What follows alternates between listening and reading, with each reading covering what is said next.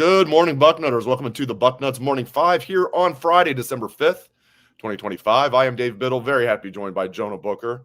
All right, tomorrow night's Big Ten championship game. Before we give our predictions, just how important is this game to you, Jay Book?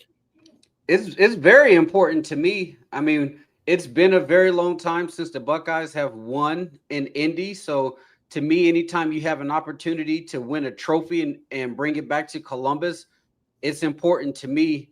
And right now, when you look at this Ohio State team, they are on an absolute heater. They're coming off a great win against Michigan. So the momentum that they are riding is extremely high. So continuing that momentum into the playoff, I think is very important. So I think it's a very big game. I don't know anybody else who would think maybe outsiders that down in the SEC think that it's probably not a big game because regardless of what happens, both teams are in the playoffs. And I still think that the Rose Bowl, even though it may be not as big as what it used to be, the Rose Bowl to me is still a pretty big deal. The winner of this game gets a bye and gets to wait for the results in the first round. And the winner of that game will see the winner of this game in the Rose Bowl.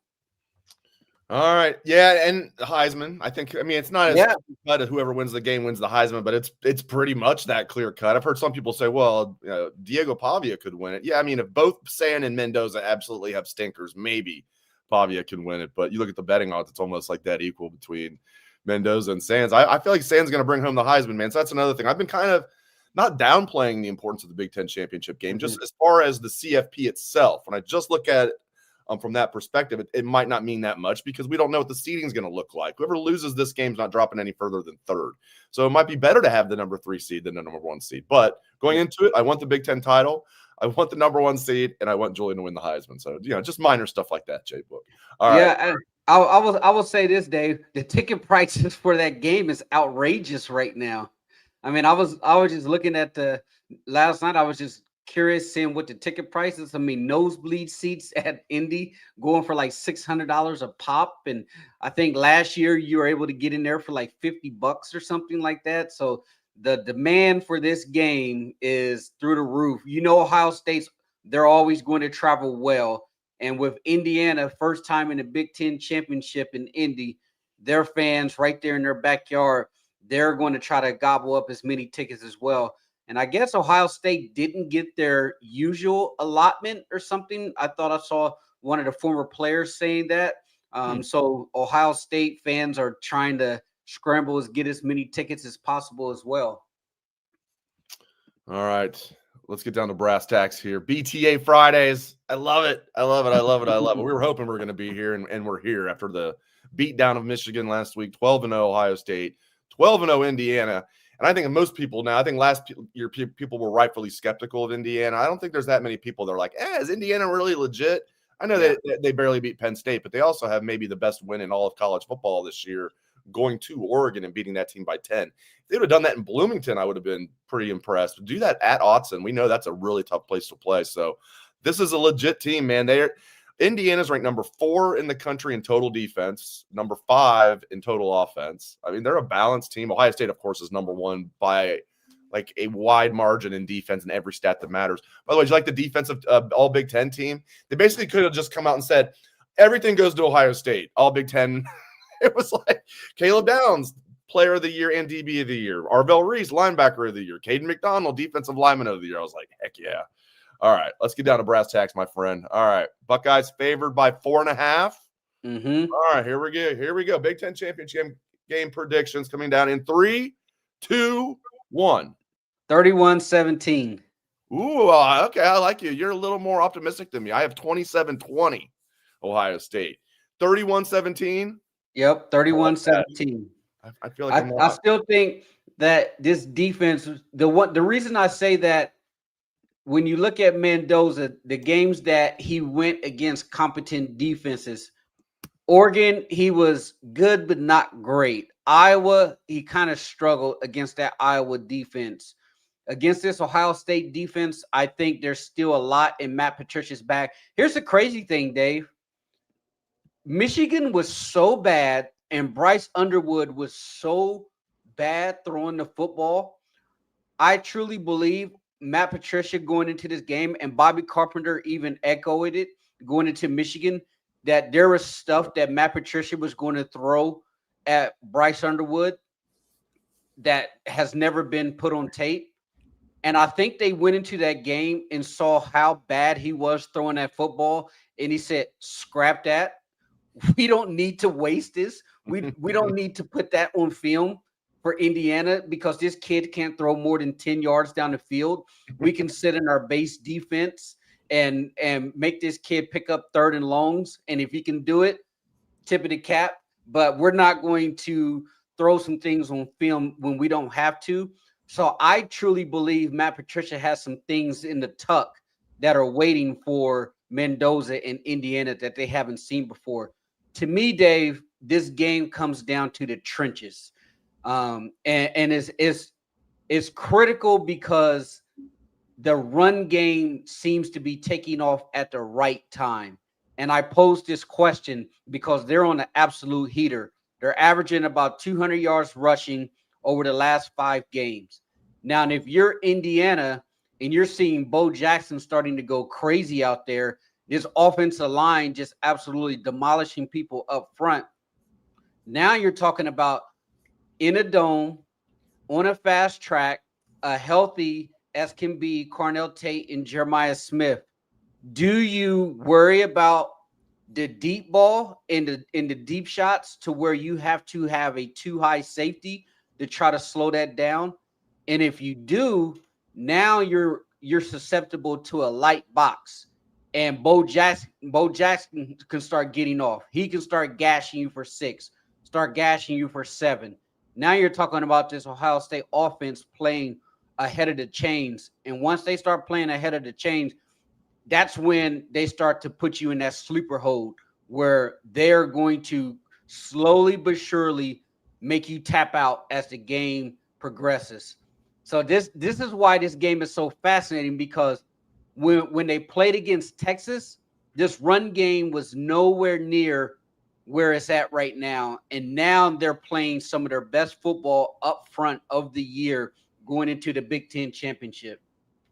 I do have an Indiana fan in here. Their prediction is Hoosiers by 10, overtime by 1.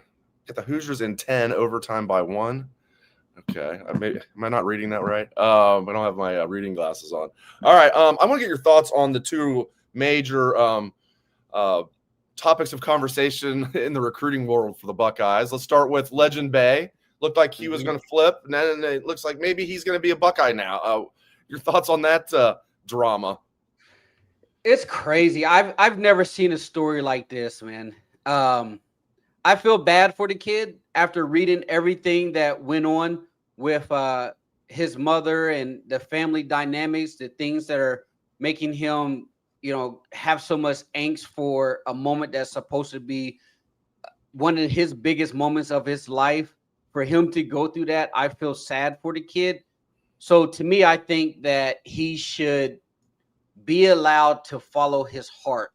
And if you're Josh Heupel, you have to kind of take a step back, look at this from 30,000 feet and say, is this what we really want? Do we want this kid here if he doesn't really want to be here? And here's the thing that a lot of people don't realize. When you're in those locker rooms and people see the final product on the field on Saturday, however, they don't see the mental pain that these players have to endure during the winter workouts. While majority of America is sleeping, college kids are asleep, these kids are walking in the winter to campus, and they're rolling in there and they're running stadium steps and they're being yelled at, they're being screamed at. And don't get me wrong, they're being paid great money now, but you're being put through a mental torture. And for a kid to be put through that and he doesn't want to be there, that is a recipe for disaster. That kid, it has a very good chance of entering the transfer portal. So if you're Tennessee, just cut the loss right now. The whole thing sounds fishy with the mom. I don't know what the mom's deal is with Ohio State, but I will say this though, Dave, I think about what Urban Meyer used to say when it comes to recruiting. You remember what Urban Meyer used to say? He goes, whenever we were recruiting a player, I wanted to know who his barber was. I wanted to know who his teacher was, who were all of the major decision makers that were in his life that was going to impact his decision. And I wanted to talk to them and make sure that they were on board. For Ryan Day, I think if this kid really wants to be at Ohio State, he needs to really get on the phone, and he may have already, and talk to his mom and try to smooth things over and figure out a way to make things right. Now, the calendar right now makes it very difficult, and it's a screwed up calendar because the last thing he probably wants to do is deal with recruiting drama when he is gearing up to play the number 2 team in college football, and he's having to deal with family drama. But I will say this, the best place in my mind for Legend Bay with what's going on needs to be at Ohio State, to be a part of that brotherhood, to be a part of that locker room. And it sounds like, and it looks like there are things going on outside of the locker room that are causing him angst. So having Ryan Day to be able to put his arm around him and being able to provide the counseling and the support that he may need, I think that right there would be very big for his future. Very well said, and we'll keep you guys posted on Bucknuts as we hear more. We have a massive thread right now on Bucknuts that's pinned at the top of our board. So get on the row message board. I think it's 16 pages, and it's probably 18 pages by now. We have a lot of people asking about Chris Henry. That was the next one, Chris Henry Jr.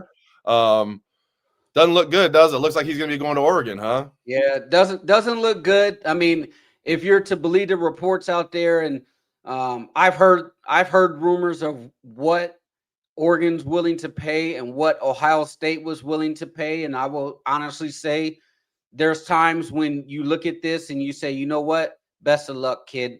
And you move on, you take that money and you go and try to use that money to find an established portal player.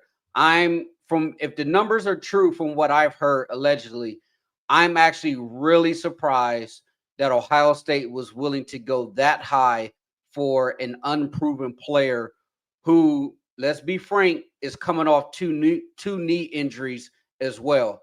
Now, he's been committed to this class for a very long time. If you had qualms about Brian Hartline leaving, that is illegitimate. So let's have a conversation about, okay, what's the plan? What's the vision to replace Brian? How do you plan to utilize me? That's one thing. Brian Hartline leaving is not an invitation to shake Ohio State down at the 12th hour. Okay, there was already agreed upon amount that he said was, I'm good with what Ohio State wanted to offer me. Brian Hartline leaving doesn't open up the door to say, hey, let's put you in a bidding war with Oregon right before pen hits the paper. And so if Oregon feels like they want to offer this kid Jeremiah Smith type of money and he hasn't proven it, that's when you look at the situation and say, hey, man, best of luck. I hope you stay healthy, and I hope you and your family nothing but well wishes and you move on. Simple as that. You know, and a few years ago when it was like a heartwarming story when everybody found out that Pac-Man Jones, Chris Henry Sr.'s former teammate with the Bengals, after, he obviously passed away, and Pac-Man took Chris Henry Jr. into his home. And it is, right? That's a heartwarming story. And part of me felt that way. The other part of me was like, maybe not the best mentor for a young man, Pac-Man Jones. Right. And people can change, but he keeps getting into trouble.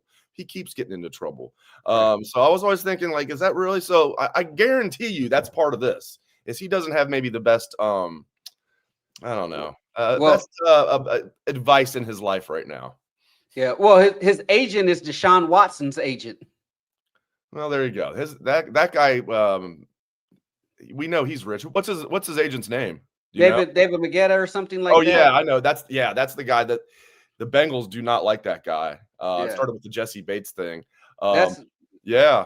That's the same guy that that's the same guy that Jerry Jones who got into it with the Micah Parsons contract, and I think that's CJ Stroud agent as well. He's going to squeeze one thing about David. He's going to squeeze every ounce out of a deal. That's for sure.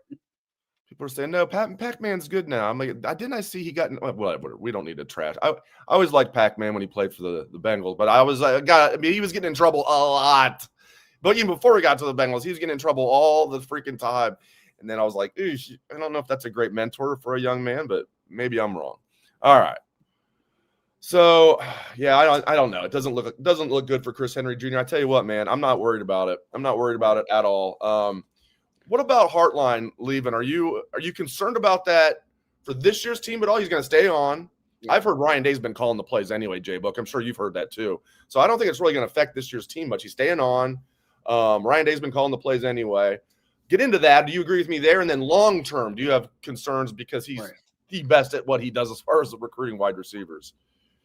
Well, I will say this is I'm happy that he's staying on for the playoff run. So that's cool. And I will say this, I'm so happy for him. I'm very happy that he got this opportunity. I think South Florida is a fit for him. That seems like a place to where he can really go and cut his teeth. South Florida is one of those places to where it's a fertile recruiting ground. He knows that area, played with the Dolphins. He should do extremely well there. How about the South Florida Bulls, back-to-back Buckeyes leading the charge with Golish, who is a Columbus native, went to Ohio State as well, leading the charge. So I'm very curious to see how his career goes, but I think he's going to do extremely well. I'm happy for him, and he's wanted to be a head coach. I was surprised how quick that they moved because Golish had just went to Auburn like a couple days ago. So they probably had this in the tuck. For them to move that fast, that's very impressive. But long-term, obviously, it's going to be a hit. It is what it is. Hartline is one of one when it comes to recruiting the wide receiver position. But with that being said, Ohio State's foundation, the machine, it is bigger than one person. So before Brian Hartline, Ohio State has been able to put elite wide receivers in the NFL. I'm curious to see how Ryan Day decides to staff that position. Does he go with an elite offensive coordinator solely and hire a wide receiver coach or vice versa? Like, he has so many different options. Does he hire within? Does Devin Jordan go with Brian Hartline? Like, there's so many things that's going to take place as far as the moving chess pieces.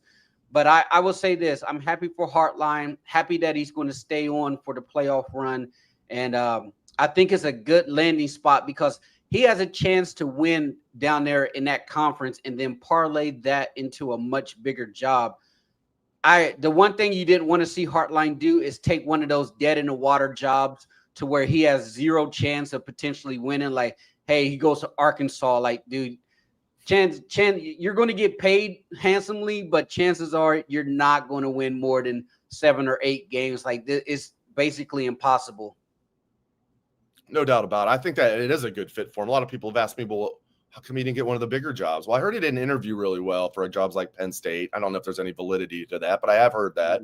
UCF, it reminds me of Tom Herman going to Houston. Like, I mean, that's a place you can win. Houston had a relatively new stadium when Tom Herman took over. I know USF, they're building a new stadium. Instead of sharing the stadium with the Tampa Bay Bucks, they're going to have their own little, 35,000 seat stadium like on campus. So that'll be cool.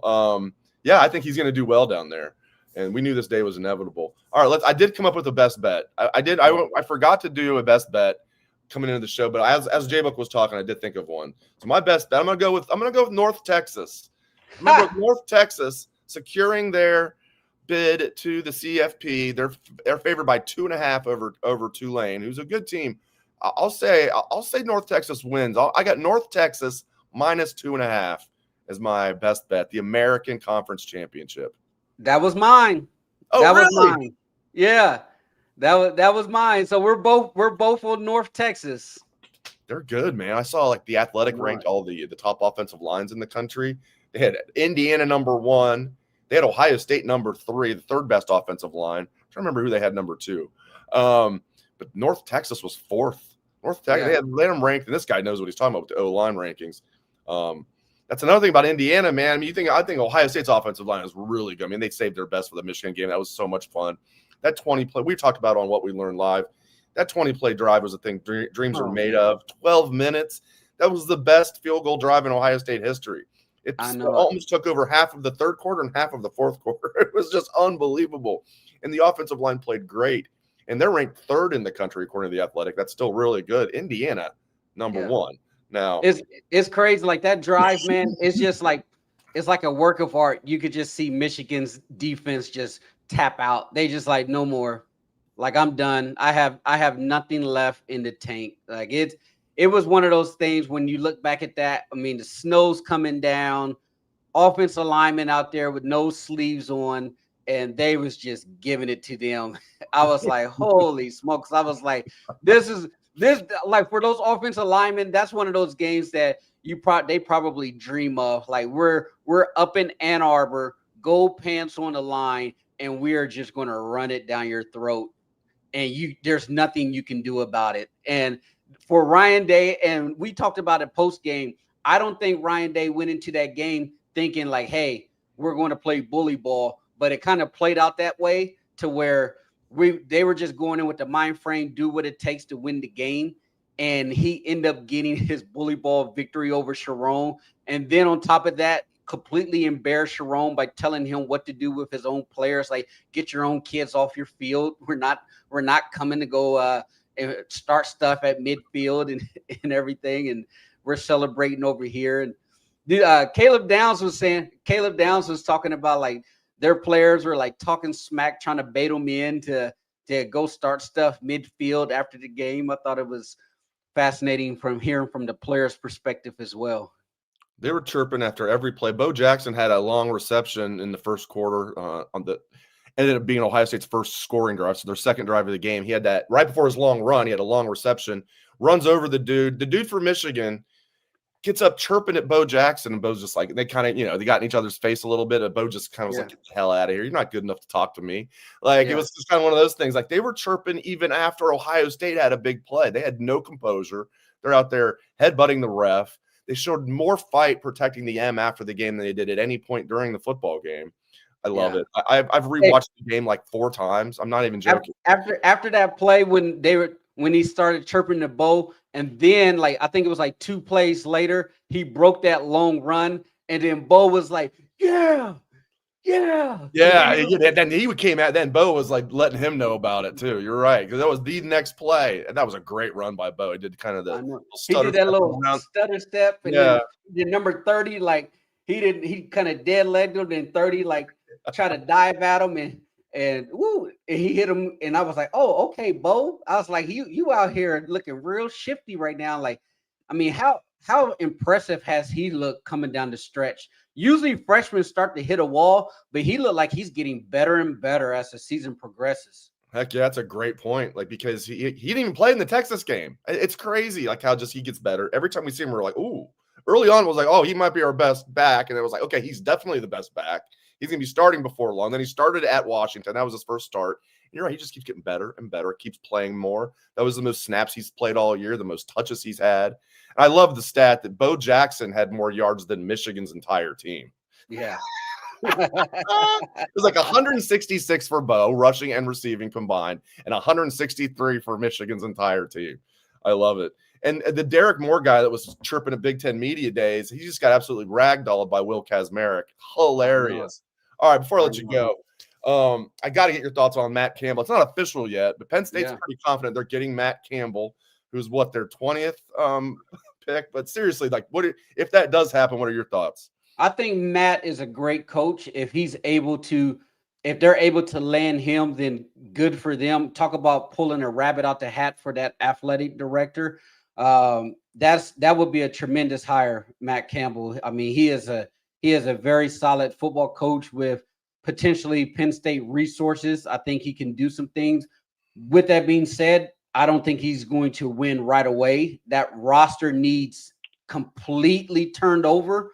You look at you tweeted it out, Dave. What's their recruiting rankings? Like 150th. So then they're behind schools like Towson. This is 150th itself. You're like, whoa, that's staggering. And then you see their teams right ahead of them are Towson. I didn't even know West Georgia was a school. West Georgia is above them. McNeese is above them. So you look at that and recruiting class. I mean, that right there is going to set them back. And then at that point, they had a lot of upperclassmen that they paid to come back that's going to be exiting the program. You're always going to have some form of attrition from guys that are going to be leaving. I'm sure there's going to be a few players that leave to go to Virginia Tech to play with James. The thing about whoever the next coach is, the portal window opens up in the next 3 to 4 weeks. He's going to need to be able to get in there, evaluate film, and he's going to have to probably 40, maybe 50 kids from what I've been hearing out of the portal just to get their roster up to being able to function. Or more. They were saying it might be like a Dion's first year at Colorado type thing. They might have to have like 70. Yeah. So it's not a good job right now. So if you're Matt Campbell, the one thing is you're going in and most people are going to have to take a step back and say, this is a Penn State complete rebuild. It's not the Penn State over the last 10 years where you were consistently in the hunt for 10 wins, 9 wins that James Franklin had on. Like, we're fighting for scraps. Like, they're going to be in dog fights with Rutgers and Minnesota and those type of teams when you have that many transfers coming in, because I thought Fran Brown what's the Syracuse coach Fran said it best at their press conference yesterday when it comes to portal players. He goes, basically, when it comes to a lot of these portal players, he goes, is a bunch of us swapping 2s versus 2s and 3s versus 3s. He goes, I'd rather stop swapping spit with other teams and develop our own guys. He's an entertaining guy. I thought they'd have a better year than what they had. They took a step back this year, but I still think that's a good hire for Syracuse. Was a good hire for Syracuse in his second year. All right, man. Good stuff. We'll close up shop here unless you have anything else you want to tell the good people. That's it. Go Bucks, man, and big game tomorrow. It's hard to believe that we're right here. Games tomorrow, man. I felt like this week flew by because there was so much going on right after the Michigan game, just basking in the glow, Dave. No doubt. Yes, exactly. Basking in the glow all week, rewatching the game. You're right. It feels like this is not the typical BTA Friday. It doesn't to me, it almost doesn't feel like there's a game tomorrow. Now, once tomorrow hits, it's going to be, all the emotions and it's going to feel like game day, but it almost feels like the game's like midweek next week or something like that. It's weird how fast it's flown by. Great stuff, man. I appreciate it. All right. Talk to you later. He is Jonah Booker. Thanks, Jay Book. Yep. Great stuff as always from the great Jay Book. So thanks to Jay Book. Thanks to all of you. I appreciate it very much. I know Jay Book does as well. Very large audience. Jay Book puts butts in seats. And I'll be with you tomorrow after the game, of course, what we learned live with a cast of characters yet to be named. I'm sure we'll have Steve Hellwagon and Patrick Murphy from Lucas Oil Stadium in Indianapolis. So I'll be with you after the game, after the Big Ten championship game, what we learned live. And hopefully we're talking about 13-0, Ohio State stealing the number 1 seed, winning the Big Ten championship, and Julian saying winning the Heisman. We won't know for sure, but we'll pretty much know. We'll 99.9% know after the game, if not 100%. All right, guys. Thanks to Jay Book. Thanks to all of you. I appreciate you guys so much. I know you're still basking, and you will be for a long time. Go Bucks.